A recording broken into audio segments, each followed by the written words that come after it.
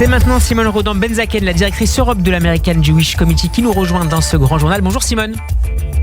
Bonjour Steve. Et merci d'être avec nous. Simone, vous vouliez nous parler cet après-midi de la situation en Israël. Oui Steve, pour commencer, j'ai bien sûr d'abord une pensée pour les 3 blessés de l'attentat de Tel Aviv hier. Ouais. J'espère qu'ils se rétabliront très rapidement. Cet attentat arrive bien sûr dans un contexte très particulier et c'est celui dont je voudrais vous parler aujourd'hui. Pour commencer, j'ai beaucoup pensé ces derniers temps à un livre que j'avais lu il y a 20 ans et que je vous recommande chaudement. Il a été écrit par Matt Ruiz, chef du bureau de Jérusalem du fameux Time Magazine, et qui s'appelle Cain's Field. Et je traduis l'autre partie en français: foi, fratricide et peur au Moyen-Orient. Alors Ruiz avait comme théorie que les divisions internes de chaque côté empêchaient non seulement la solution du conflit, mais étaient aussi particulièrement destructrices pour chaque société. Et selon vous, Simone, ce sont ces mêmes divisions, ces mêmes contradictions, notamment en Israël, qui surgissent, qui ressurgissent aujourd'hui ? Oui, les manifestations actuelles concernent bien sûr d'abord la question démocratique avec la réforme de la justice.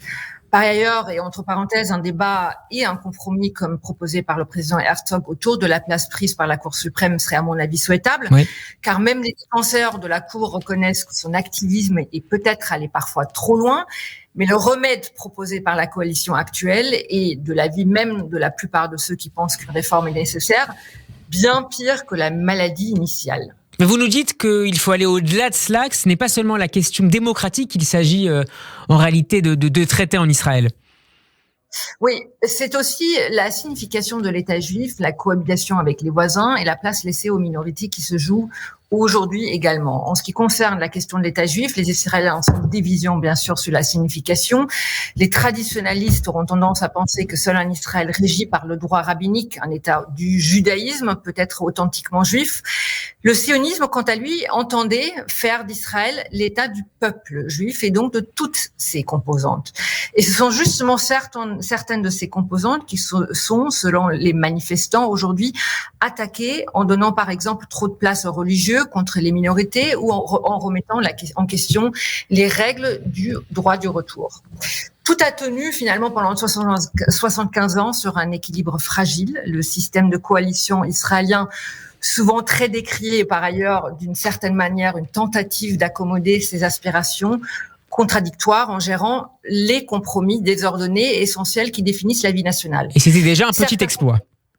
C'est déjà effectivement un très grand exploit. Certains compromis, comme l'application des restrictions du Shabbat au commerce, mais pas aux loisirs, reflètent probablement le sentiment de la majorité des Israéliens. D'autres, comme l'interdiction des mariages civils au sein de l'État, tout en reconnaissant ceux célébrés à une demi-heure de vol à Chypre, peuvent poser des questions. Mais c'est en partie grâce à cet esprit de compromis et de paradoxe que la société israélienne a réussi à tenir et créer une identité nationale commune. Mais le fait que la coalition semble aujourd'hui vouloir toucher à la fois au caractère démocratique et juif de l'État peut se révéler, je pense, catastrophique.